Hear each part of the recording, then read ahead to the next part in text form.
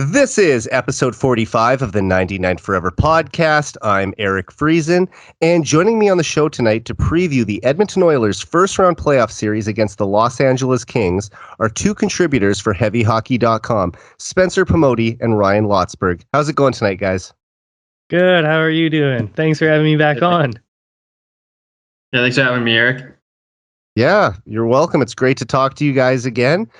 And the Oilers just wrapped up the regular season with a 3-2 shootout win over the Vancouver Canucks on Friday. And now we're less than 48 hours away from puck drop on Game 1 between the Oilers and Kings. I will be at Rogers Place on Monday night for that game.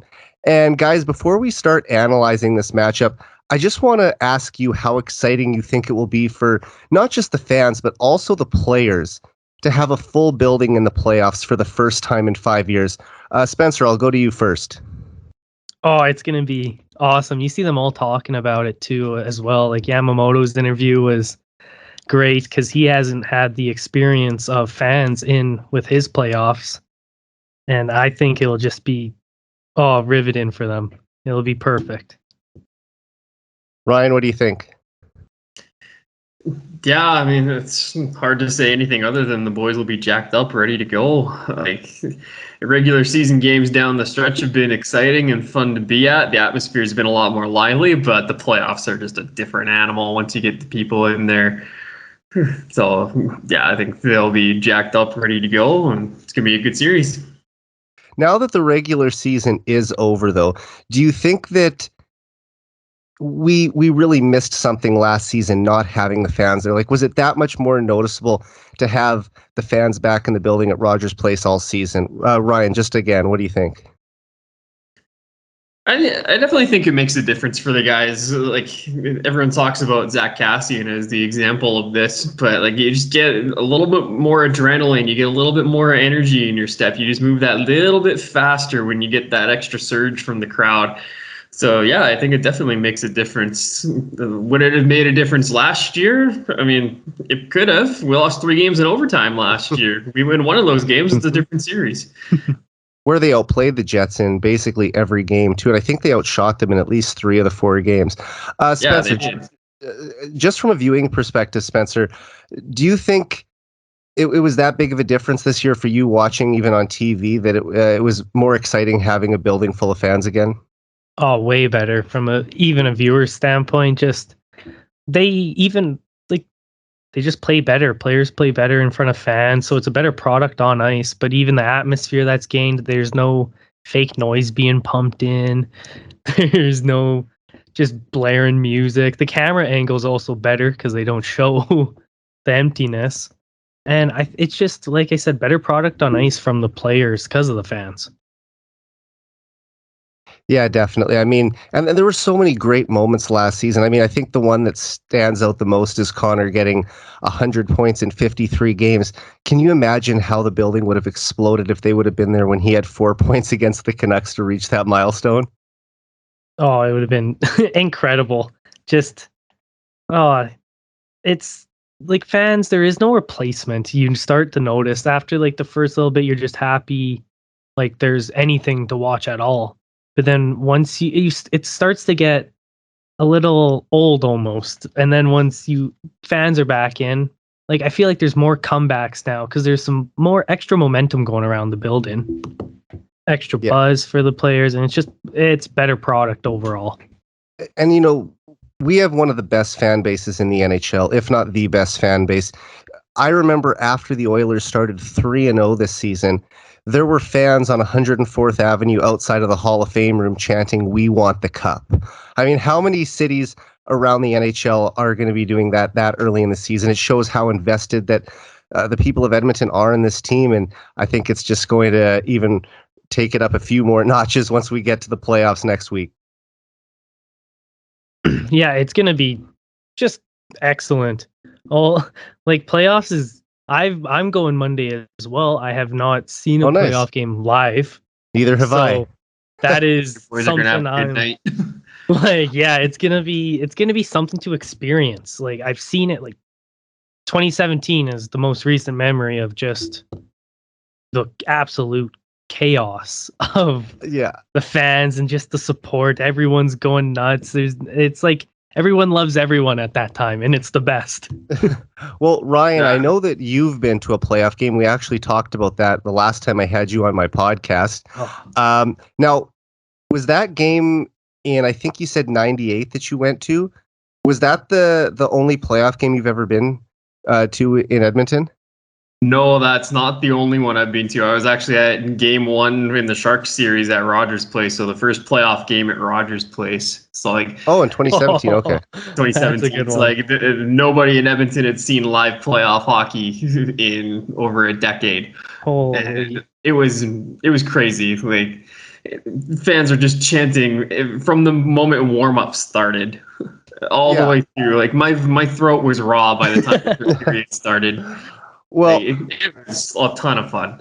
you know, I went to my first Oilers game in 2006, about a month before, or not even a month, maybe a couple weeks before the playoffs started.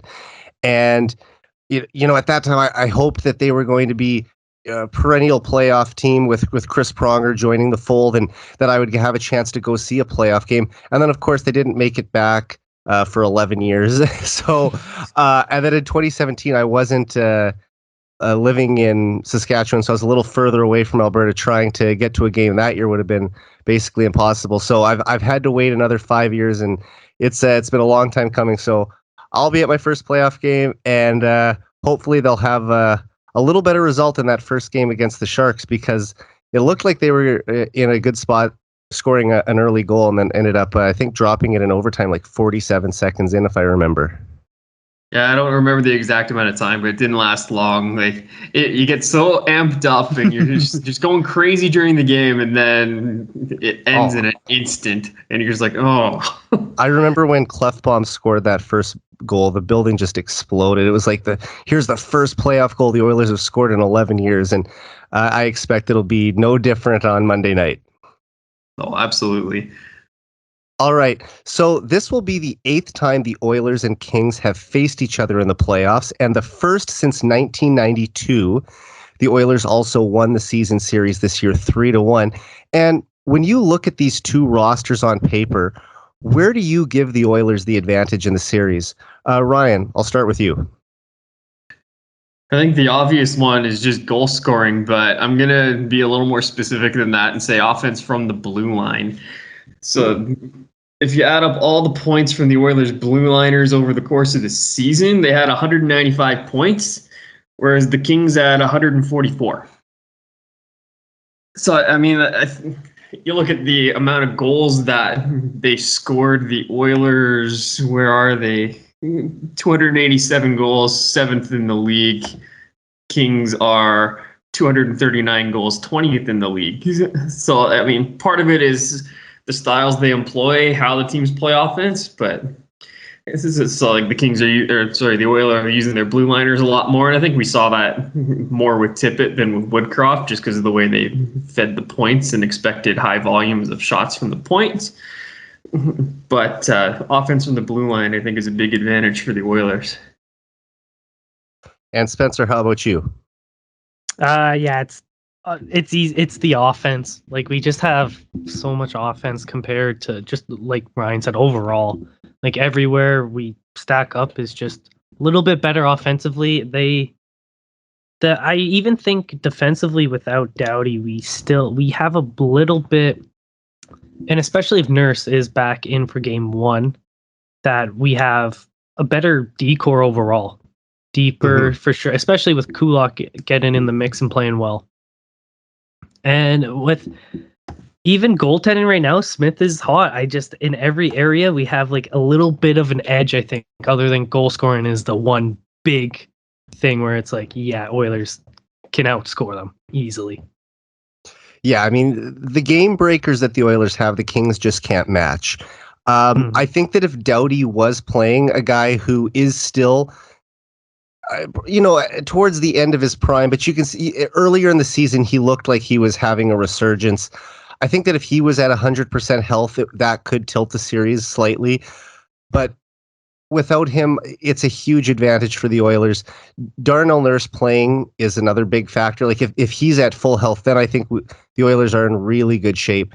But as of right now, the forward group I think is better. The defense is better. Mike Smith is playing some of the best hockey of his entire career, 9-0 in the month of April. I mean, you can't ask for much more. He was just named second star of the month today.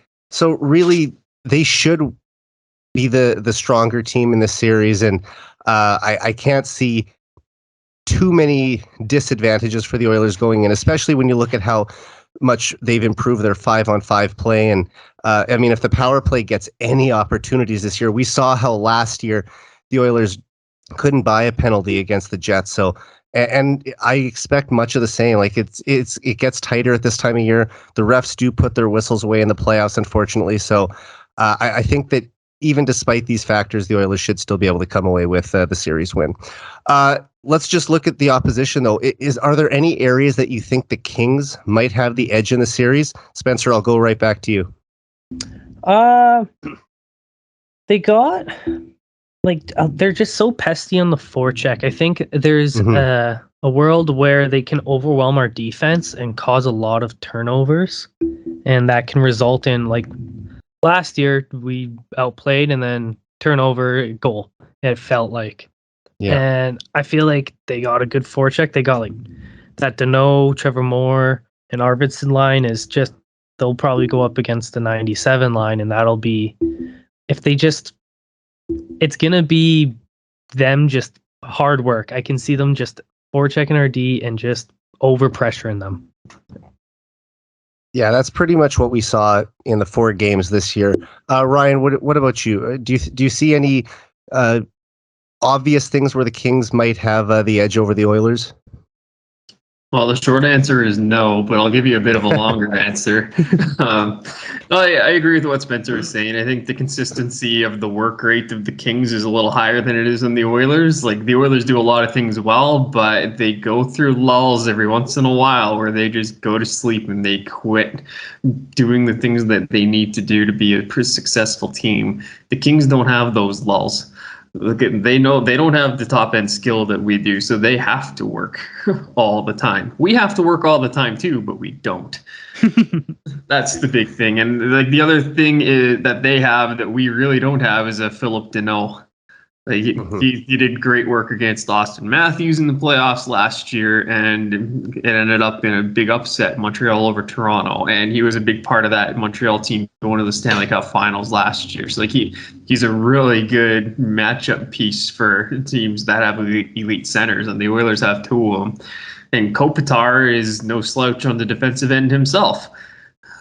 But so that's going to pose a challenge for Woodcroft and the Oilers, but I think there's a couple of factors that will help the Oilers overcome that. One is just straight up time on ice. Neither Kopitar or Deneau plays as many minutes at even strength as Connor or Leon do, so there'll be enough times where they'll be able to avoid the matchup.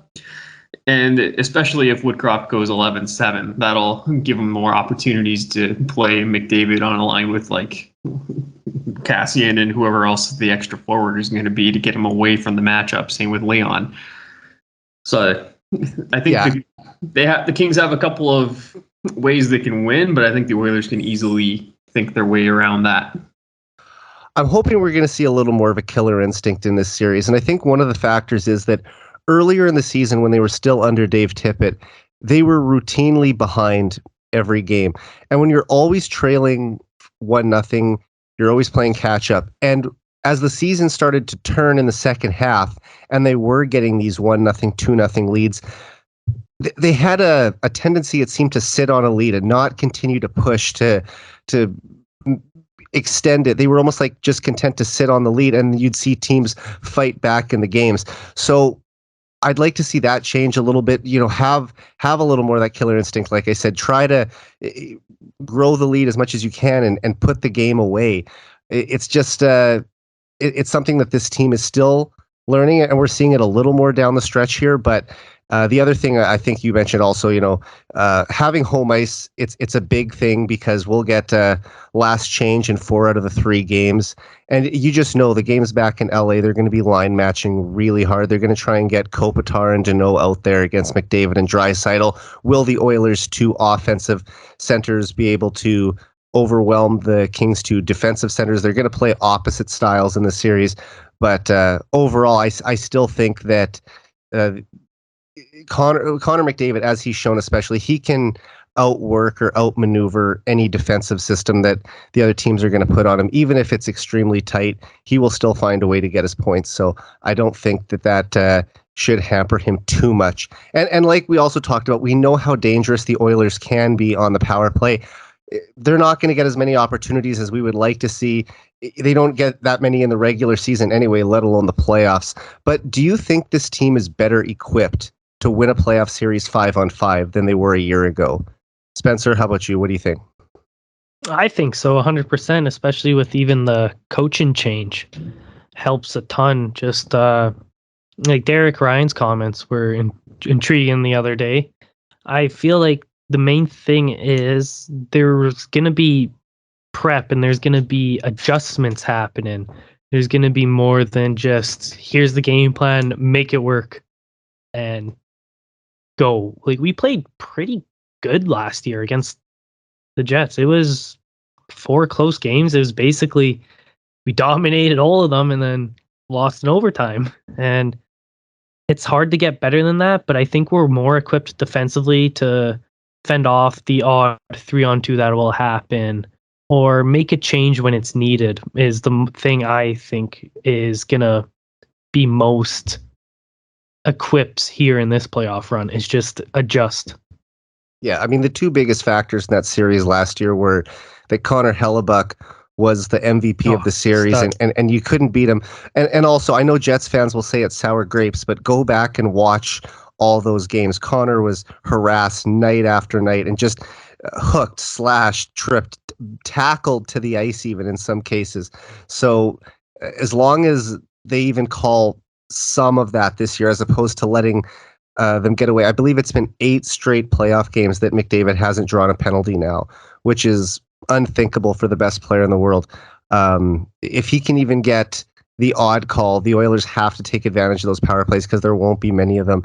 Ryan, what do you think? Is this team more prepared to win a 5-on-5 series? Absolutely, they are. Like Nugent Hopkins said this recently as well, that this team is deeper than the 2017 team, and he's absolutely right. With last year, we had 2 top lines, and then we had 2 fourth lines that were just not good enough. This year, we've got 3 solid lines and a fourth line that can hold its own if we're going the standard 12-6. But even if we're going 11-7, those extra 2 are still effective NHL players. Like, you go and pick up a guy like Derek Brassard at the deadline, and you're utilizing him as your fourth line left wing. Like, he's averaging half a point a game or in and around that area throughout the rest of the season, and you're burying that guy in your fourth line. Like, that's depth. Yeah. And the other thing, too, is like Derek Brassard, I think, only had 3 points in 15 games after joining the Oilers. But it sort of reminds me of in 2017 when they picked up Desharnais at the deadline. And he wasn't overly impressive down the stretch, but he scored 1 huge goal in the playoffs. And I think that's all that Brassard has to do. If he has 1 big moment against the Kings, that trade will be all worth it. Yeah, absolutely. I mean, I'm not a fan of the way he's being utilized. Like, I think he and Nuge need to be side by side, because I think Brassard's too creative an offensive player to be stuck with the guys that he's playing with. But you're right. He just needs 1 or 2 big moments and to just have a clean game most of the series. Just don't allow anything. He'll be fine.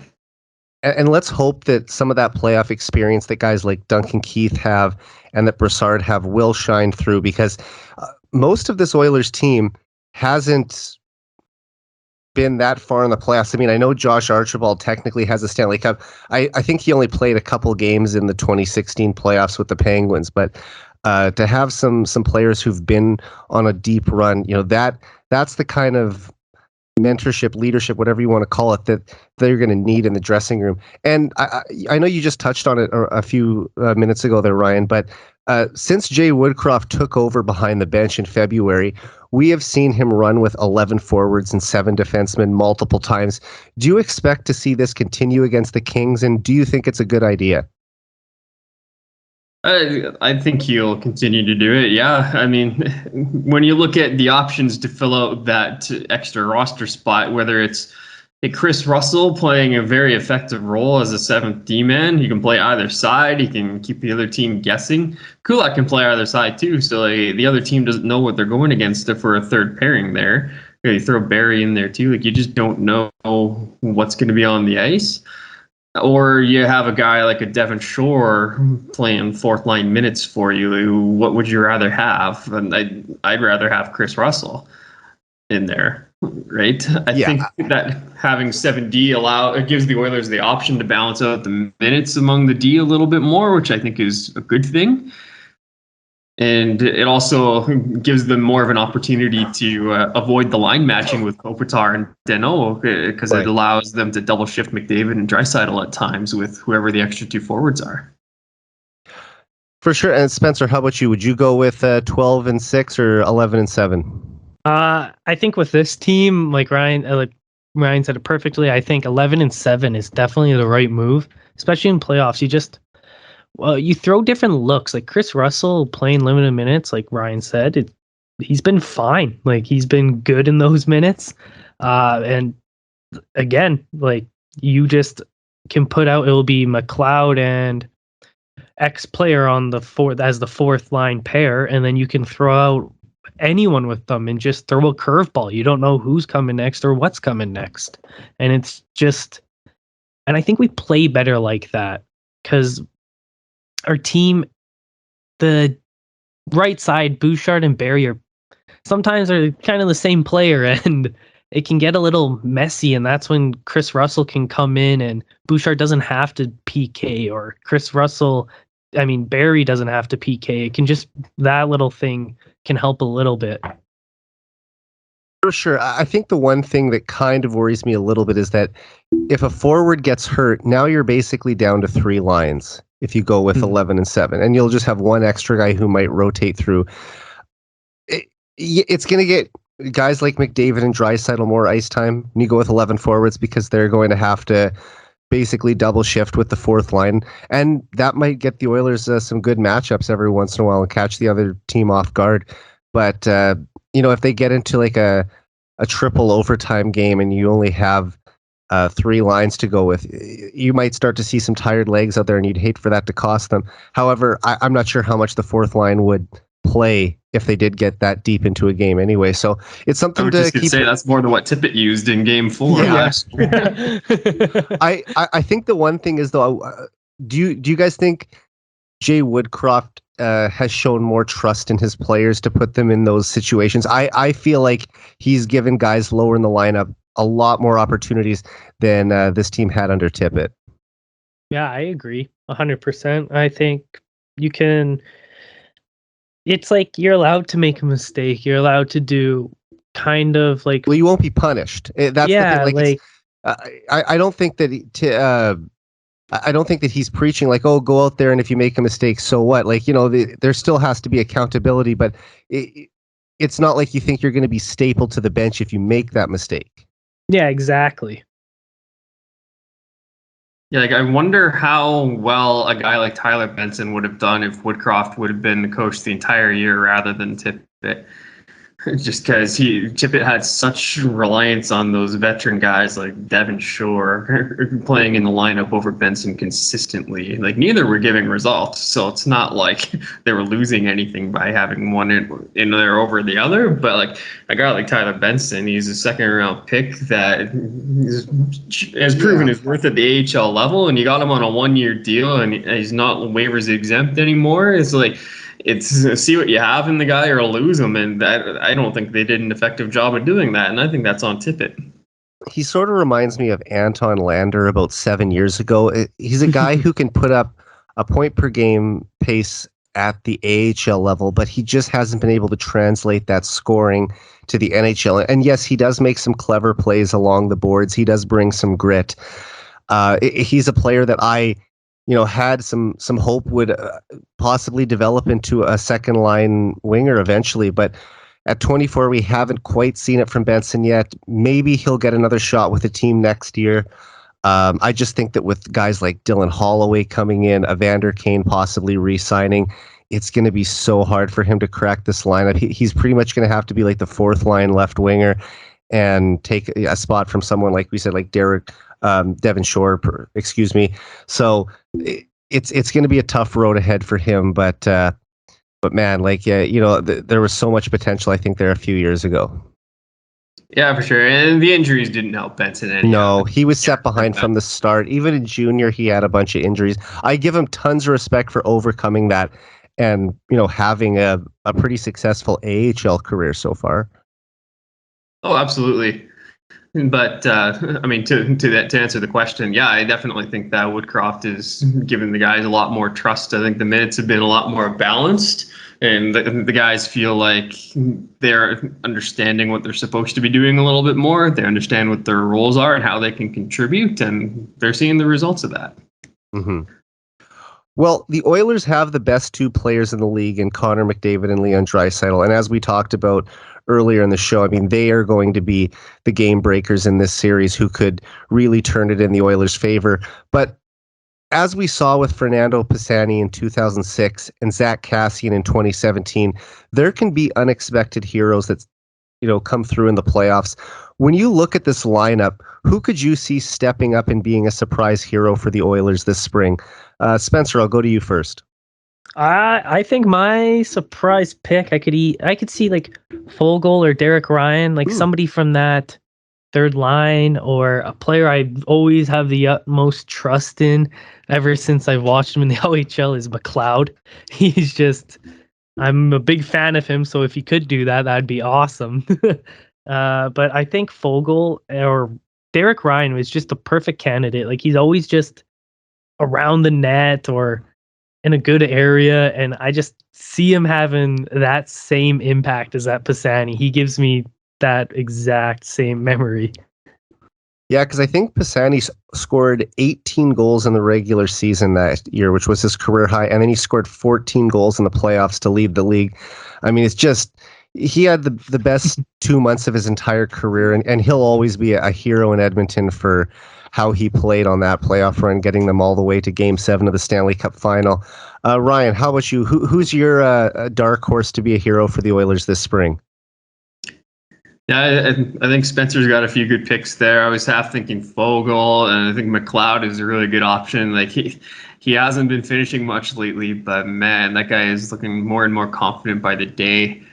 But I'm gonna go. I've been high on Derek Brassard even before the trade deadline, and I think that he's the type of player that, playing in a bottom six role, lower in the lineup, has experience as a top six guy. He's been deep in the playoffs recently with the Islanders. So I'm gonna go Brassard. I think he's gonna be comfortable enough where he can stay in the moment and make an impact. It's another good pick. I was really leaning towards Foegele too. I'm not sure how much of a dark horse or unsung hero you could call. Sorry, I'm losing my train of thought here of who Zach Hyman. Sorry, and he scored 27 goals this year, a career high. But when you think of the Oilers' top guys, he isn't the first guy that comes to mind. And I could just see him having a big series with the Kings focusing so much on trying to shut down McDavid and Draisaitl.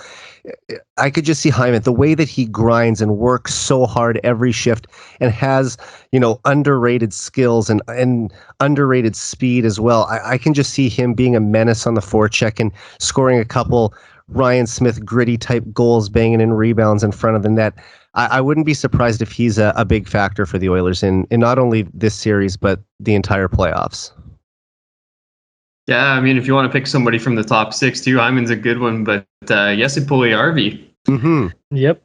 His hands have deserted him in the second half of the season, but he's doing so many good things well. He's got to get rewarded at some point. And if you want somebody that's going to pile up goals, well, he's playing on a line with Connor and Evander Kane, so the points are there.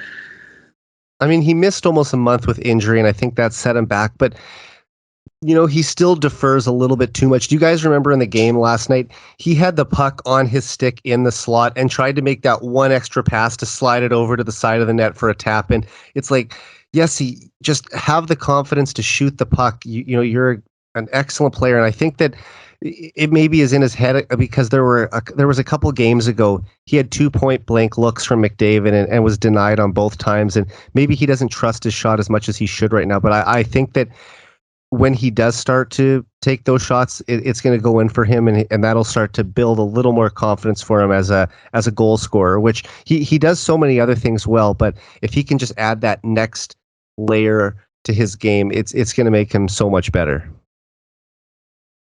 Yeah, absolutely. Like, once he gets his hands in around the net, like he's starting to show a little bit more poise. It's slowly coming for him, but hopefully he can figure it out in the playoffs. And I think he scored the first goal of the playoffs last year and the first goal of the regular season this year. So maybe he'll make it back-to-back years where he strikes first in the playoffs. I want to look at the goaltending situation now. Mikko Koskinen was the Oilers' number one goalie for the majority of the season and had good results more often than not. However, Mike Smith has taken back the net recently. He was outstanding in April, going 9-0-0, as I mentioned off the top of the show. Who do you think will play more games in goal for the Oilers in the first round, Mike Smith or Mikko Koskinen? Ryan, let's go to you first. I think it's Mike Smith. I mean, the month that he just had in his history in the playoffs as well, I think he's the guy. Mikko Koskinen, he played okay the last couple of games. Rough starting in San Jose, but he figured it out, and he played well against Vancouver. But prior to that, he was on the struggle bus, it seemed like. So I think he's starting to find his game again, but Smith is riding high, so I think you go with him. Spencer, how about you? Exact same thing. I think there's no doubt that Smith won't only be the starter, but should be the starter at this moment. I was a critic of his when he was bad, but he's on fire right now, and I think you just roll with it. If Koskinen's been fine, and if something falters, you can always go to him, but Smith was fine last year. He wasn't the reason we lost. We just couldn't score. And I think there's no reason to defer from him. 9-0, like you said, in the month. So let's keep rolling with him. The other thing, too, if you look at the Kings goaltenders, whether it be Jonathan Quick or Cal Peterson, both of the Oilers goalies put up better individual numbers than either of the Kings goalies in the second half of the year, I should say. Now, Jonathan Quick does have the winning pedigree. He did win 2 Stanley Cups in 2012 and 2014, but we're talking almost a decade ago now. And he hasn't been the elite goaltender over the last couple of years that he was in his prime. Is there any concern on your guys' part that he could turn back the clock and, steal this series or even a game for the Kings in the series against the Oilers?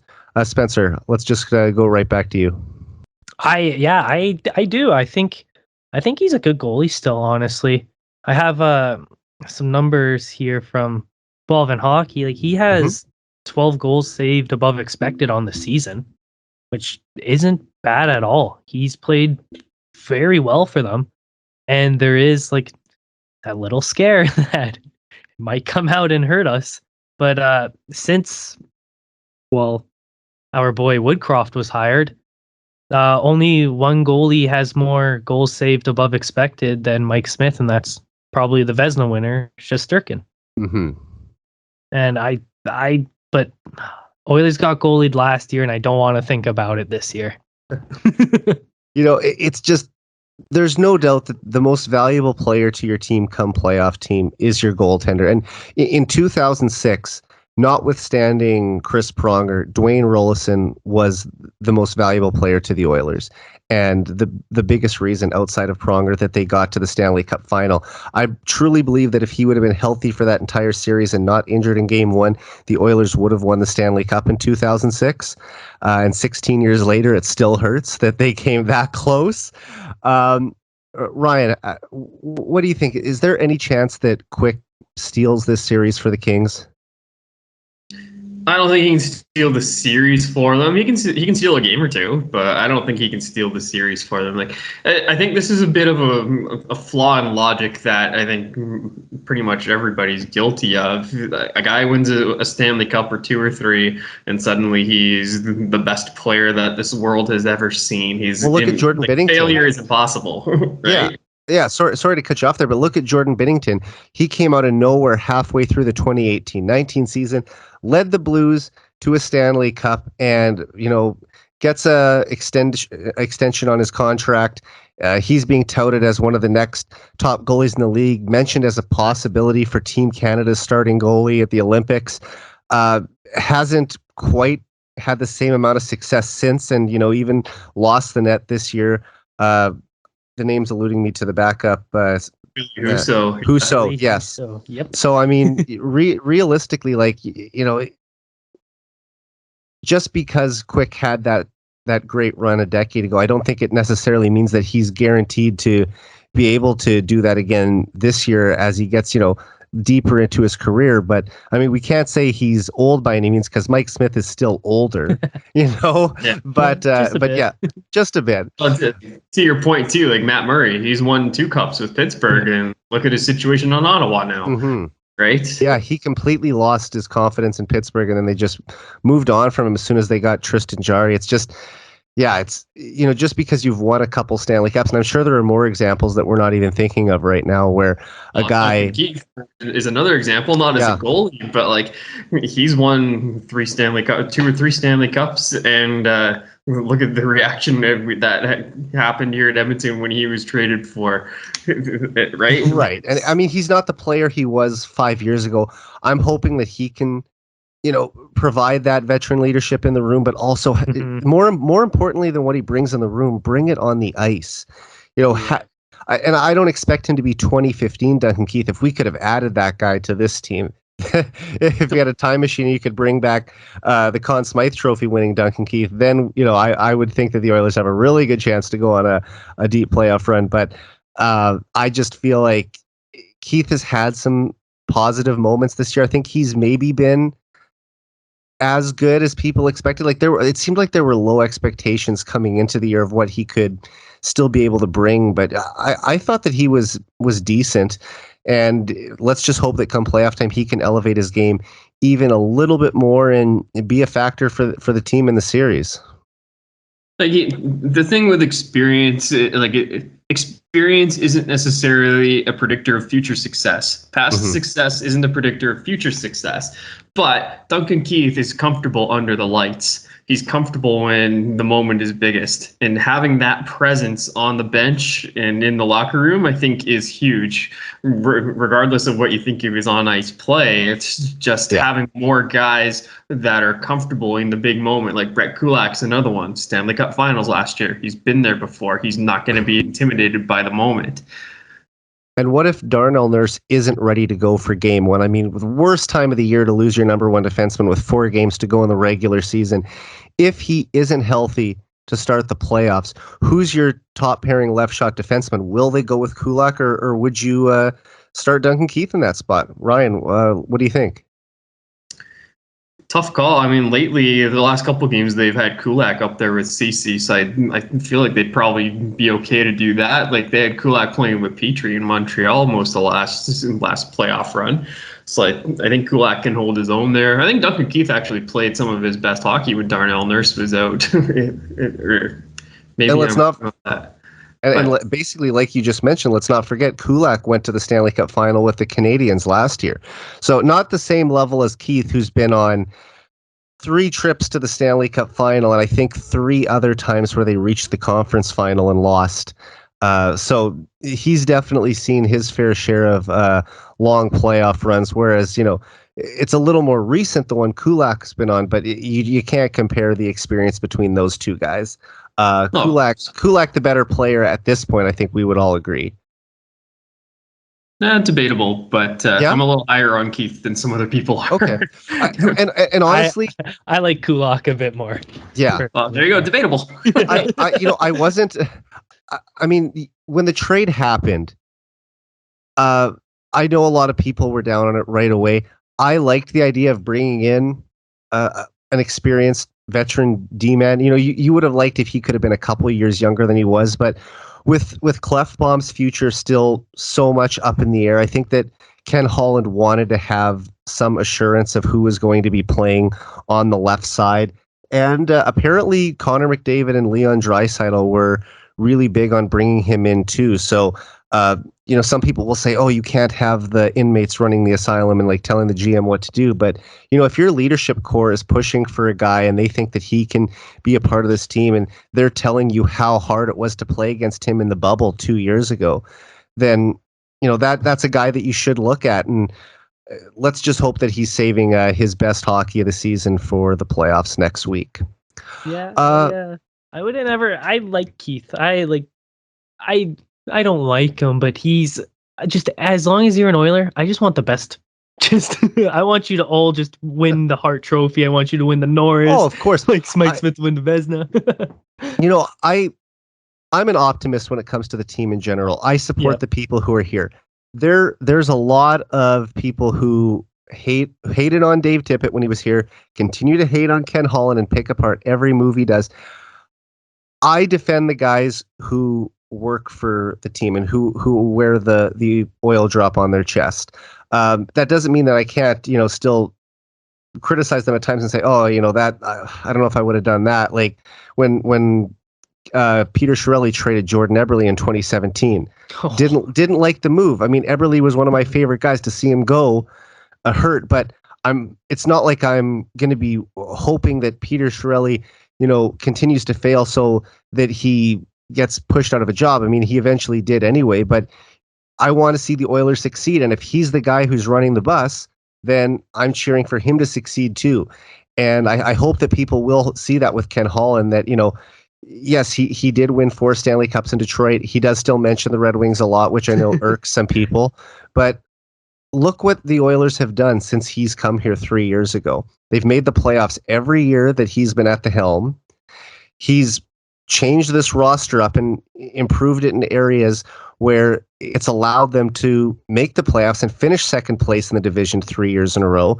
The only thing that they haven't done since he's arrived is have some playoff success. And, you know, if they're lucky that will change this year and, you know, do what they should have done against the Blackhawks and against the Jets and, you know, not get upset in the first round and beat these teams. And I'm hoping that we're going to see that start next week against the Kings. I mean, big picture on Keith, like whoever that second pairing left D was, I'm glad they didn't commit big term to that player. Yeah, he's only got one more year on the books. Very agreed. Got 1 more year on the books. Just you got Philip Broberg, you got Dmitry Samorukov, right? You got 2 high-end prospects that are coming to fill that 2LD spot in the long term, but they're not ready yet. You needed somebody for a couple years to bridge that gap, and Duncan Keith is the guy. You don't like the price, you don't like the contract, that's all fair. Yeah. But Duncan Keith's done fine in the role, and the contract term is just perfect for what we needed. Yeah, sorry, Eric. No, you go ahead. You go ahead. I was just talking to another friend of mine that it could have been Oliver Ekman-Larsson. Oh yeah. Yeah, see, it could have been Oliver Ekman-Larsson. That would have been a disaster. Yeah, 7.25 for 5 more years. That one, oof. And also, what if the Oilers win the Stanley Cup this year and Keith decides to retire? If he does retire this year with one left, we'll be clear of his contract off the books, and there's a recapture penalty that would be applied to the Blackhawks. So perfect. You know, now the Oilers will have their $5.6 million in cap space that they, you know, were so desperately looking for.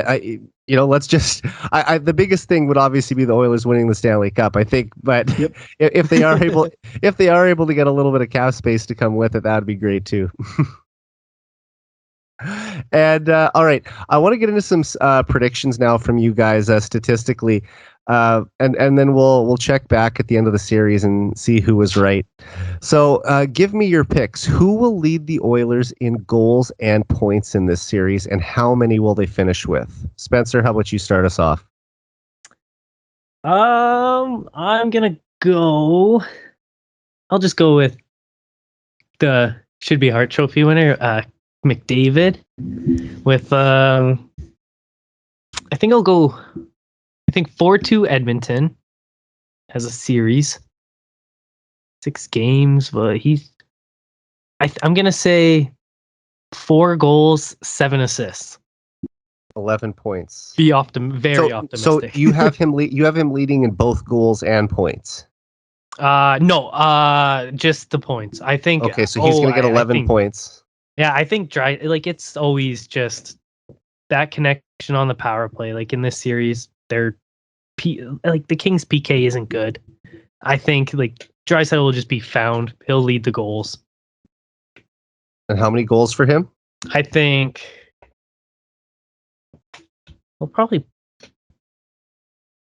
I'll go 7.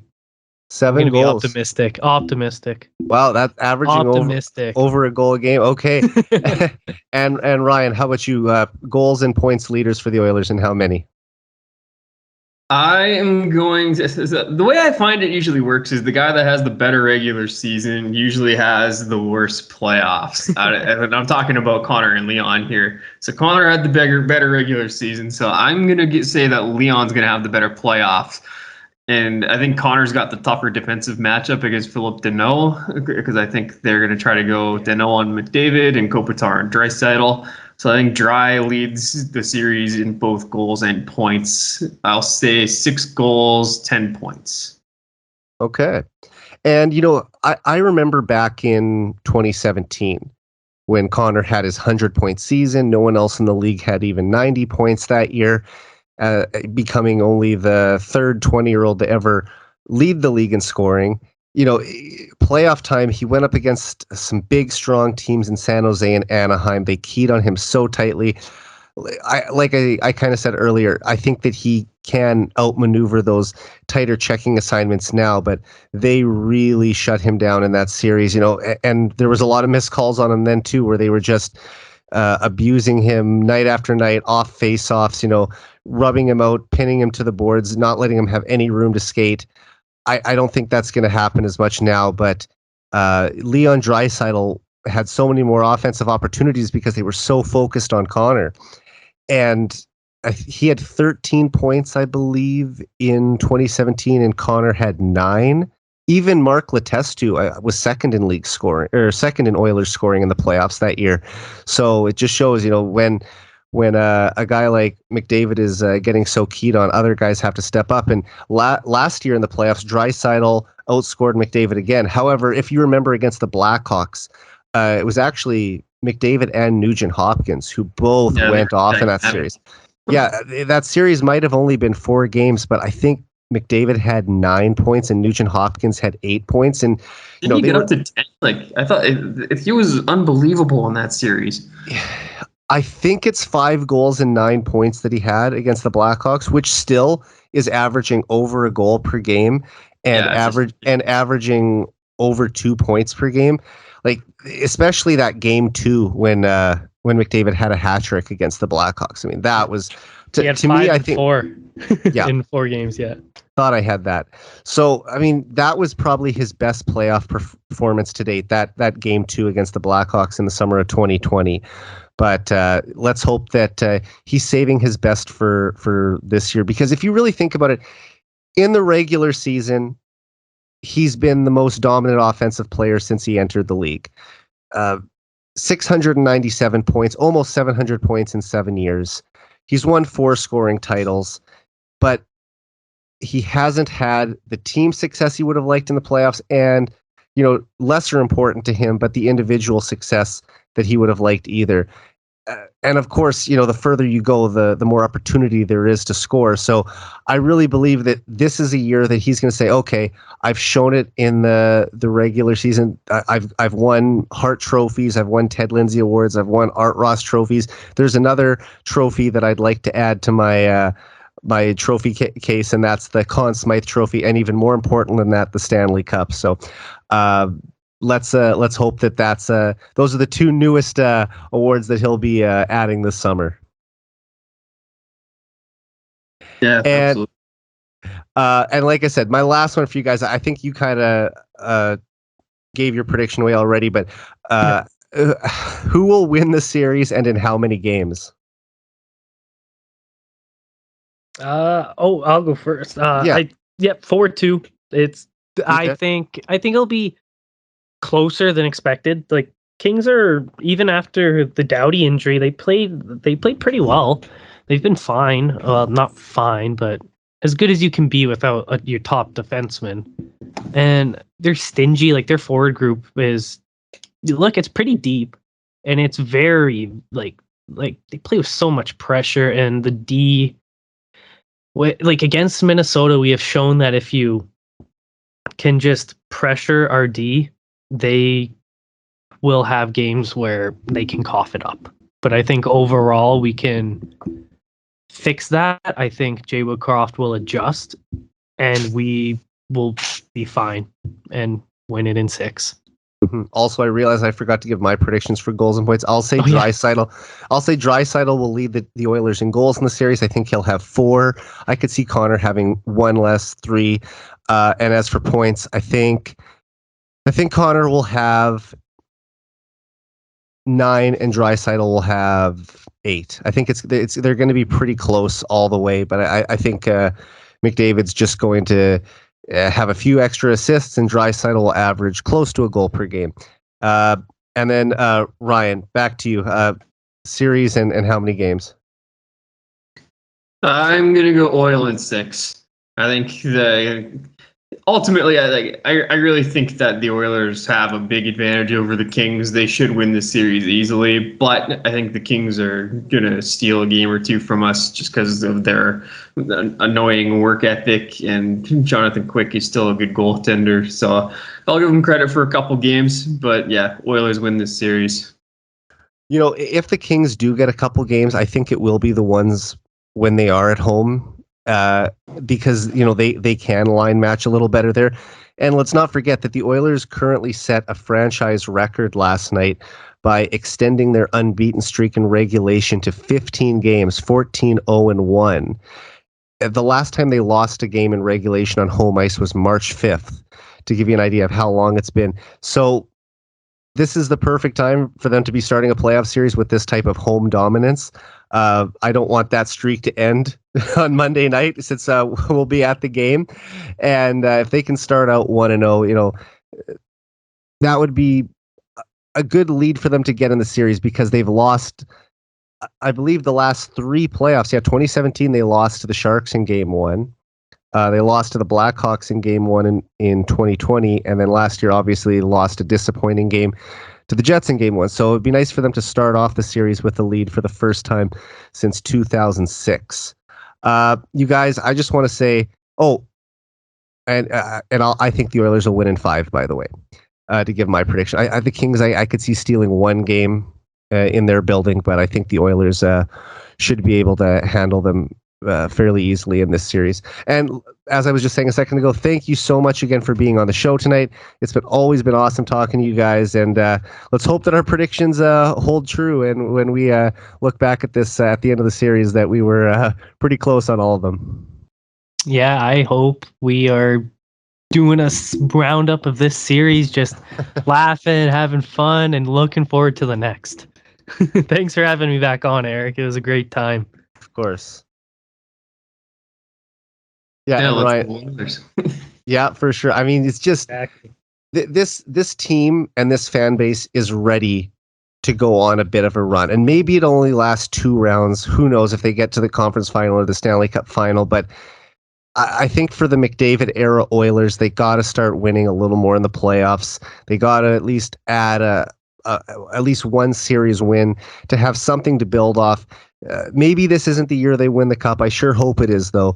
But just start gaining some ground here and have some building blocks to go in on for next season. But I don't even want to think about next season right now. I'm just focused on this team trying to push for the ultimate goal. And if they bring a cup back to Edmonton, I will definitely be there in July for the parade, and I'm sure you guys would too. Oh yeah. 100%. All right, guys. Thanks again. And before we sign off, where can people find you on Twitter? You can find me at SP Prospects. And you can find me at Lots Ryan. All right. So everyone, please go give them a follow. Once again, thanks again, guys. Thank you, Thanks Eric. for having us, Eric. All right. So for Spencer Pomoty and Ryan Lotsberg, I'm Eric Friesen. This has been the 99 Forever podcast. We're out.